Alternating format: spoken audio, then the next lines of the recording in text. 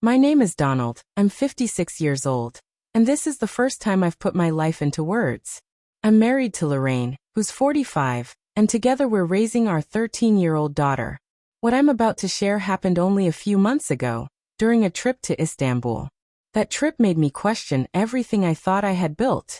We weren't traveling alone. It was 3 families together, 16 people in all. As our journey wound down, we gathered at Istanbul airport for our return flight to Chicago.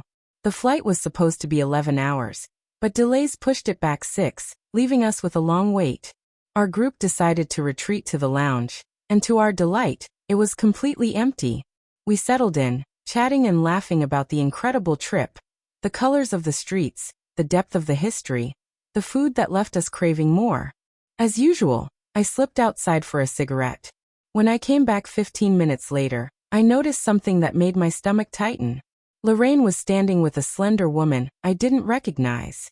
The closer I got, the heavier my chest felt. It wasn't nicotine that did it, but a creeping, suffocating unease. And then, like a tidal wave, a memory broke over me. Suddenly, I wasn't at the airport anymore. I was 20 years younger, standing in a church, holding the hand of a woman I loved more than life itself. I could see her sparkling eyes, hear my voice saying, "I do," feel her lips against mine as we sealed our vows. Her name was Maria. I blinked back to the present, rattled, the memory still raw. My eyes darted to Lorraine and then back to the woman with her, but I couldn't bring myself to face it. I mumbled something about needing air and walked out. And that's when the floodgates opened. Maria. The name echoed in my head like an old song I didn't want to remember. She was my first wife, my first true love. We had met in college in Columbus, Georgia, by the Chattahoochee River. From the moment I laid eyes on her, I was hers. Her laugh, her warmth, the way she made me feel invincible. I loved her with a passion that has never been duplicated. We married and built a life together. Or at least tried to. I was a journalist back then, chasing dangerous stories in war zones and famine-stricken regions. Maria, ambitious and sharp, was climbing her own ladder in finance. The distance between us was constant, but somehow love held it together. Nights were filled with whispered promises, tender touches, and her soft voice asking, "Will you always love me like this?" My answer had always been forever. And I had meant it. For 2 years, we thrived. Children could wait, we thought. There was time. The only tension in our lives came from my mother. She lived alone and leaned on me for support, something Maria resented deeply. Their relationship was rocky at best. Then came the winter of our 3rd year together. My mother fell gravely ill. Despite Maria's protests, I went to care for her. 3 days later, she passed in my arms. When I returned, broken and exhausted, Maria's reaction was like a slap in the face. She put us through so much. She should have been hospitalized from the start, she snapped. I couldn't believe her cruelty. She's gone, Maria. Let it be, I told her coldly. The bitterness lingered for days, but eventually life pressed forward.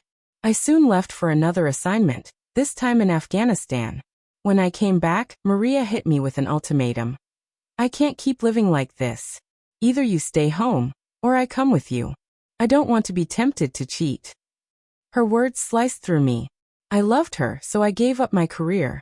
I traded international reporting for a low-paying local TV job.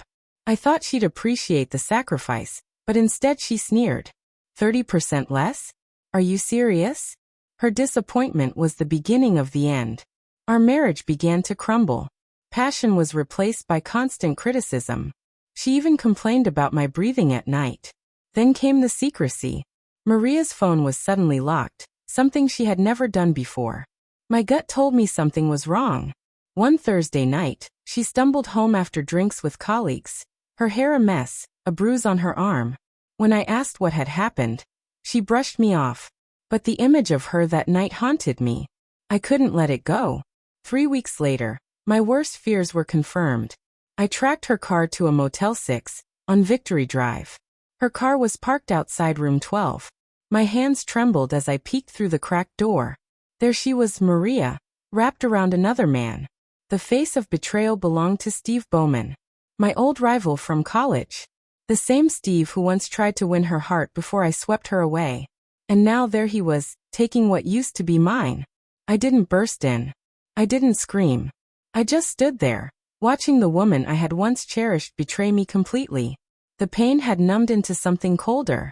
When I finally walked back to my car, I pulled an ice pick from the glove compartment and punctured all 4 tires of Steve's flashy Mustang. A small revenge, but it felt necessary. An hour later, they emerged. Steve strutted out, his hand gripping Maria's waist. She looked pale the moment she saw me. "Donald, what are you doing here?" she stammered. "Just observing," I said quietly, venom in my tone. I pointed at Steve's hand. "Seems like he's got something of mine, doesn't he?" Maria froze, speechless. I kept going, my words as sharp as knives. "So, did he make you get on all fours? Did he satisfy you?" Her face turned ghostly white. "Don't lie. I've got everything on video. Your family, your friends, your boss, they'll all see." Steve tried to keep his smug grin, but when I mentioned Linda, his wife, it slipped. "Leave Linda out of this," he snapped. "Too late," I said. "She's already seen it. She's filing for divorce." "That Mustang? Gone." Steve lunged, but I was ready. I sidestepped, twisted his wrist, and floored him with 2 clean punches. He was out cold. Maria stood frozen. "Get in the truck," I ordered. She obeyed without a word. I didn't take her home.